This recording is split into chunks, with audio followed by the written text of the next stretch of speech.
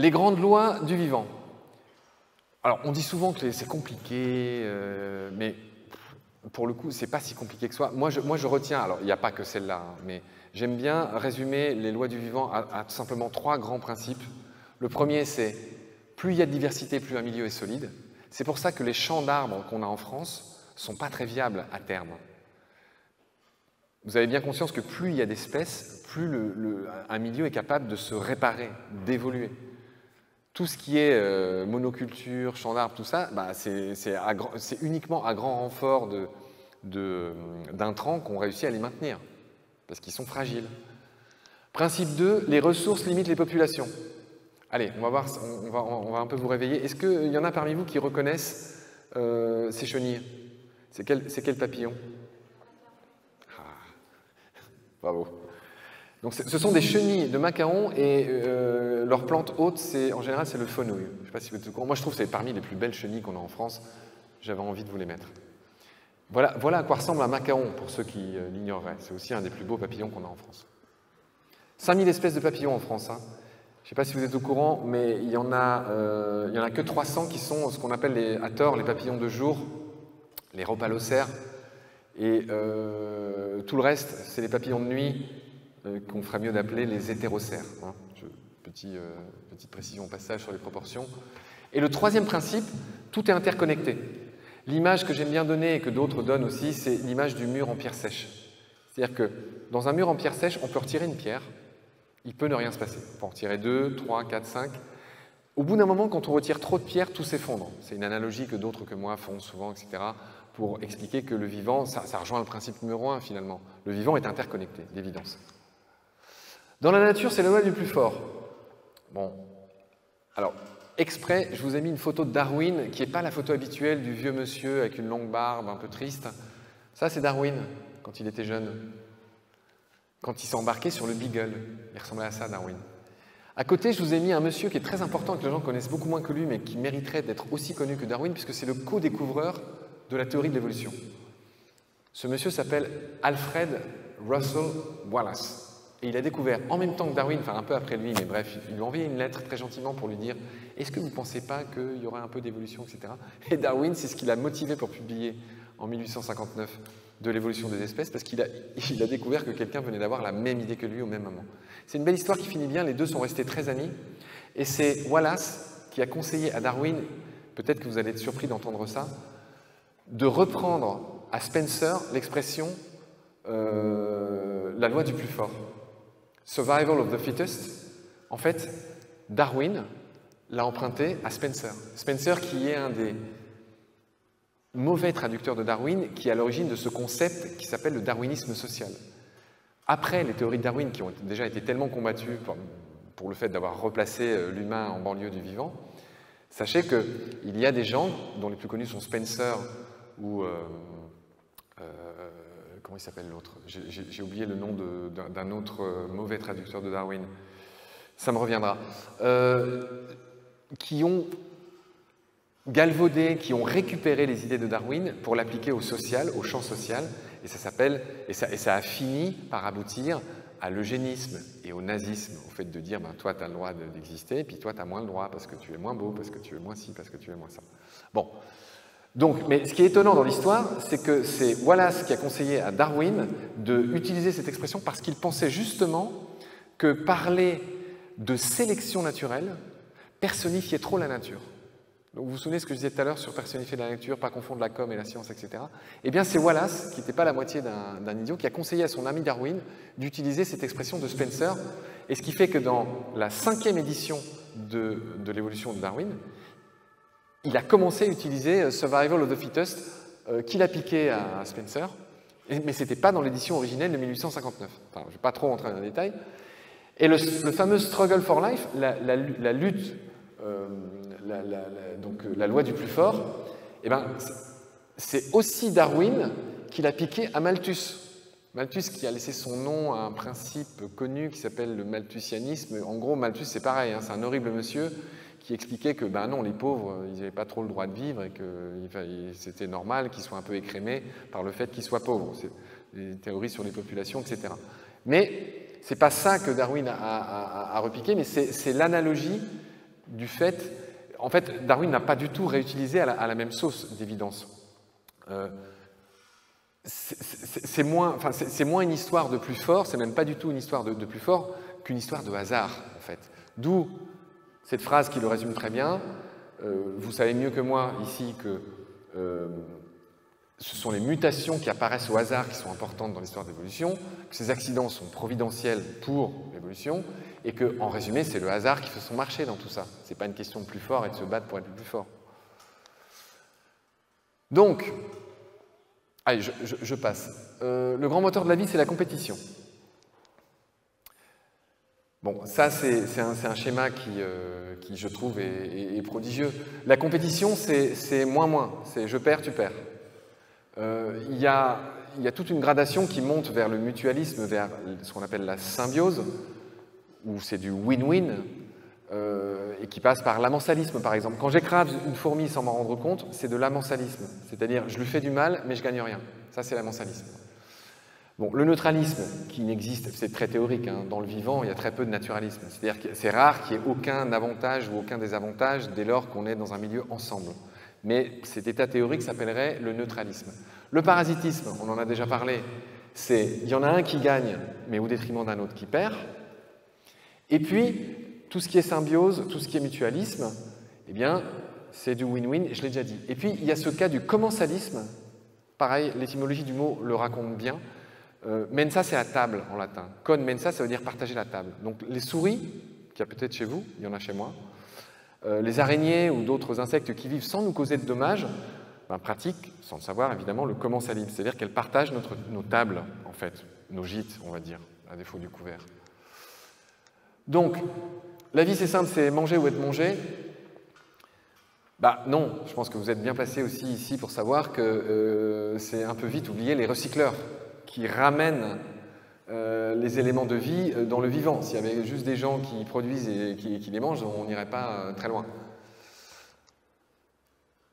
Ce qui conclut par cet artiste, vous savez, le monsieur qui fait des graphes, du street art, un peu partout dans le monde maintenant, surtout à Londres, Banksy, "You are the result of 3.8 billion years of evolutionary success. Act like it." Alors, quelques repères maintenant. Arthur, il est quelle heure? 17? Donc on en est à la moitié, juste pour vous informer. Alors, où en étais-je? Les repères et les ordres de grandeur. Alors, je ne sais pas si vous êtes au courant, on va rentrer dans l'histoire comme ça. Vous êtes peut-être comme moi fan de Jurassic Park. Je ne sais pas si vous êtes au courant, les dinosaures qu'on voit dans Jurassic Park ne sont pas du Jurassique. J'en vois un qui fait oui de la tête. Le tyrannosaure que vous voyez là, il est plutôt, si je ne dis pas de bêtises, hein, corrigez-moi si je dis des bêtises, il est plutôt de l'époque d'après, il est plutôt du Crétacé. Hein. Le tyrannosaure, moins 80 millions d'années à peu près. Le Jurassique, c'est avant. Donc, pourtant, Spielberg a été très bien conseillé sur ce film. Bon, c'est une fiction, donc dans le bouquin, je dis que c'est pas grave. Mais pour moi, c'est une porte d'entrée vers l'idée que nous-mêmes et les gens qui nous entourent n'ont aucune idée de l'échelle des temps et de ce qui a été créé par les scientifiques pour mieux les subdiviser, pour mieux les comprendre. Vous savez, l'ère primaire, l'ère secondaire, etc. Si vous demandez à quelqu'un dans la rue de lui dire l'ère primaire c'était de quand à quand, et en gros quel type d'animaux vivaient à cette époque-là, ou des choses plus importantes pour nous, comme le carbonifère par exemple, qui a produit, d'où son nom, le charbon par exemple. Donc vous voyez, tout ça c'est des repères qui paraissent bien lointains et que personne ne maîtrise en général. Je ne vais pas trop m'étendre, mais je vous recommande, il y a d'excellentes, je ne sais pas comment appeler ça, échelles de comparaison. Il y a notamment celle qu'a faite Carl Sagan, où on se rend compte que si on ramène l'histoire de l'univers à une année, vous voyez, l'homme, il apparaît à 20h le 31 décembre. Bon, ça aide déjà à nous mettre un peu en perspective dans tout ce grand cycle du vivant. Bon, je passe vite. Autre idée fausse, le carbone est le principal constituant du vivant. Bon, là, je vais aller vite. Hein. Si un jour quelqu'un vous demande c'est quoi l'élément le plus courant dans l'univers, la réponse c'est l'hydrogène. Donc dans l'univers, de manière générale, il y a 3/4 d'hydrogène et 1/4 d'hélium. Ça tombe bien, c'est les atomes les plus simples. Sur Terre, l'atome le plus courant, le plus présent, c'est l'oxygène, dans les proportions que vous voyez ici, presque la moitié. Et dans le vivant, en masse, l'atome le plus courant, c'est pas le carbone, c'est aussi l'oxygène. Par contre, l'importance du carbone, c'est ce qui permet de faire les fameuses chaînes de molécules qui, quelque part, construisent le vivant. Il est là l'importance du carbone. Donc, on parle de Schonn et de Schnops. Alors, là, peut-être, je rentre dans ce qui, pour moi, est le plus choquant et le plus intéressant de tout ce que je vais vous dire ce soir. À vous, je vous laisserai juge. C'est les histoires de répartition de la biomasse sur Terre. Là, je pense que certains, j'espère, d'entre vous vont apprendre des choses qui vont les faire tomber de leur chaise. Donc, je suis parti de la phrase que j'ai entendue souvent, on dit que 80% de la biomasse sur Terre, ce sont les vers de terre. C'est pas idiot, mais c'est complètement faux. Donc, apprêtez-vous à être surpris. Je ne sais pas si vous connaissiez cette recherche, qui est quand même fabuleuse.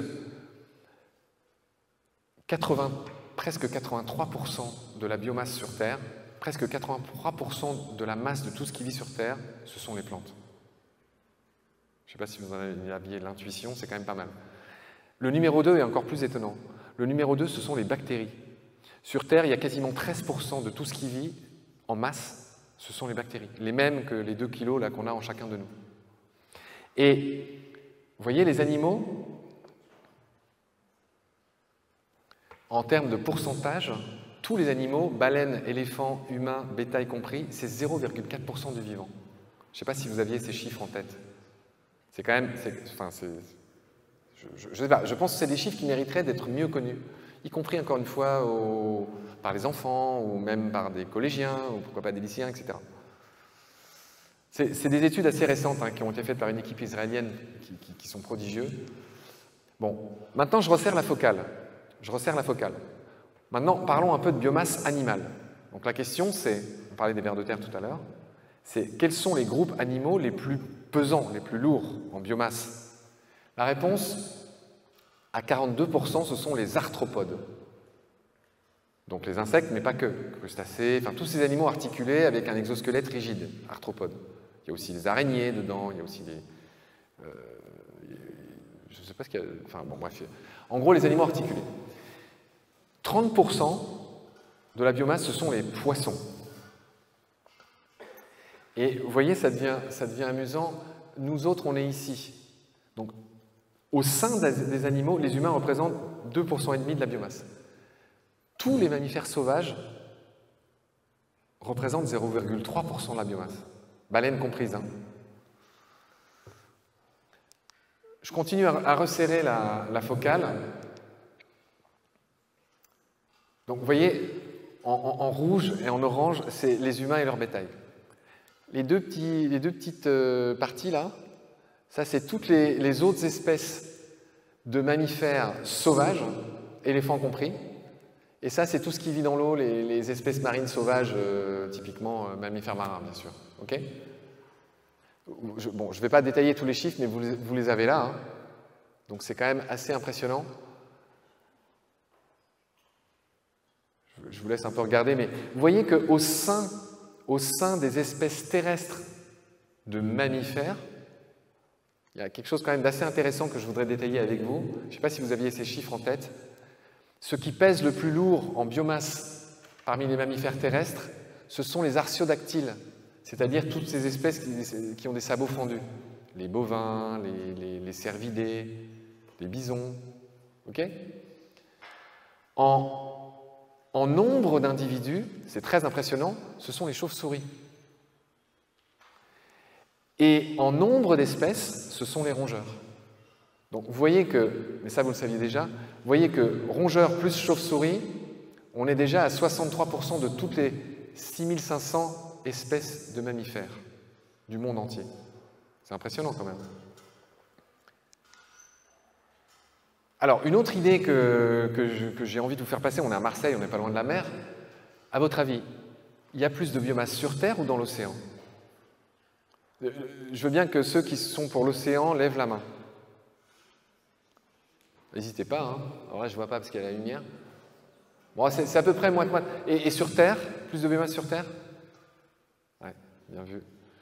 Bien vu. Alors, biomasse. Bon, je pense que le schéma est clair, vous voyez? Donc, il y a immensément plus de biomasse sur Terre que dans les océans qui sont des déserts d'eau, pour le coup, malgré les baleines. Je vois que tu as oui de la tête, tu le savais. Sous-sol aussi, qu'il ne faudrait pas négliger.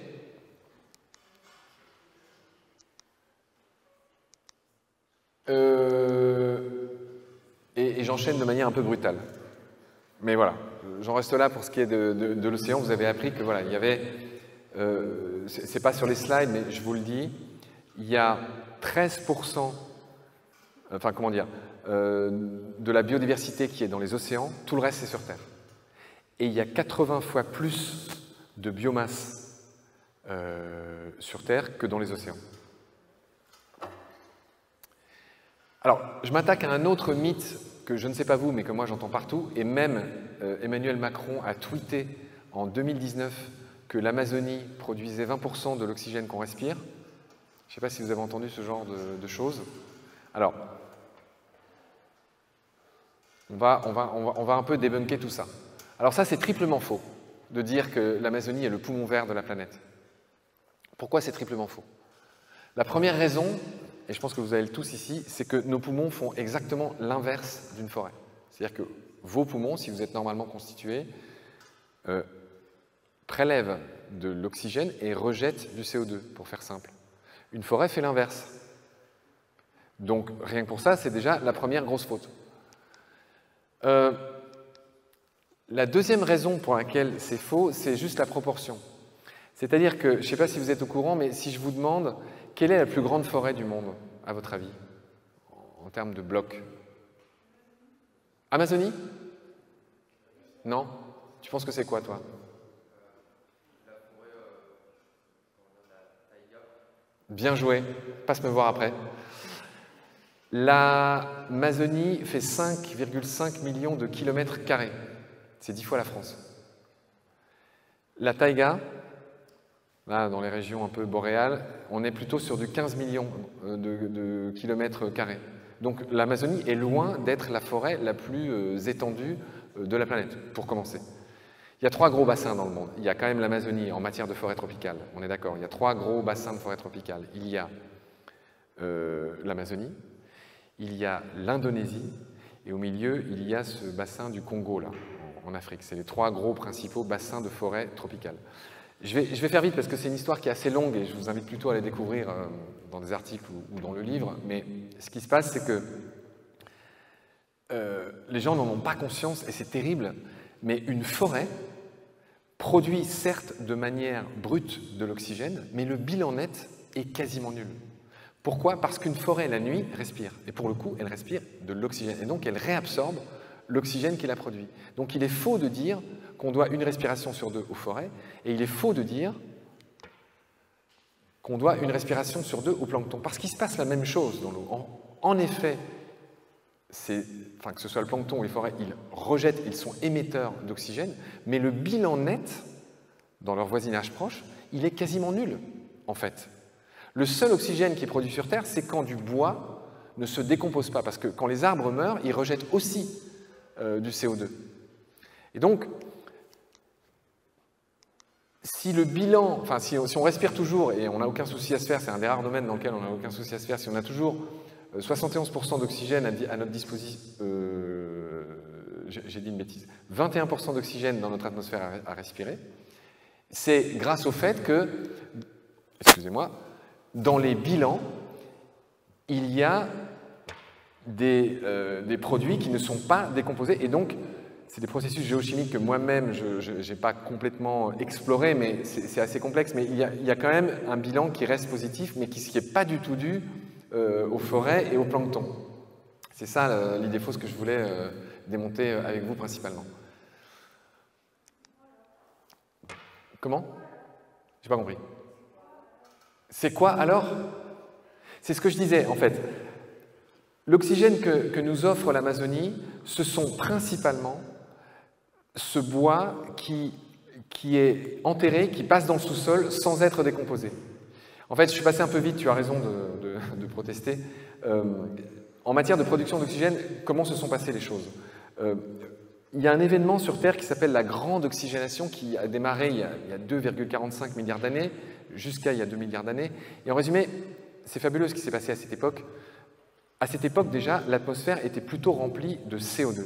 Et donc le carburant, c'est pas le bon mot, mais le carburant principal du vivant à cette époque, c'était pas l'oxygène, c'était le CO2. Mais sont apparues les cyanobactéries.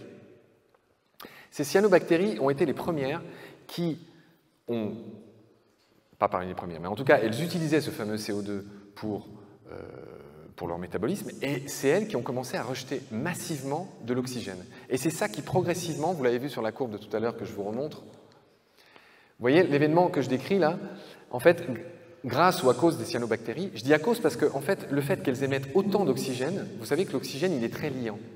Et donc, au départ, l'oxygène a d'abord provoqué une immense extinction de masse. Au départ. Mais il a quand même fini par remplir d'abord les océans, ensuite les sous-sols des océans, et quand tout ça a été saturé, il a fini par remplir l'atmosphère. Et c'est comme ça qu'on se retrouve avec les proportions d'oxygène grâce à cette grande oxygénation de masse, vous voyez les niveaux. Et pour répondre à ta question, au Carbonifère, il y a aussi une masse gigantesque de plantes qui ont été enterrées dans le sol, mais qui ne se sont pas décomposées. Et donc, c'est là que le bilan net, l'atmosphère s'est encore enrichie en oxygène.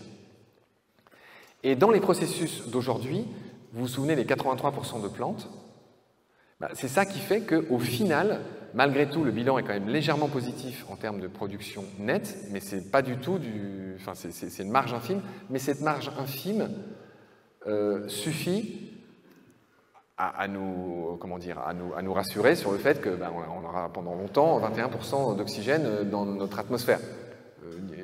Niveau qui a fluctué, hein. Il y a eu jusqu'à 30% d'oxygène dans l'atmosphère. Je ne sais pas si j'ai répondu à ta question. Je ne vois pas où tu es. Si ?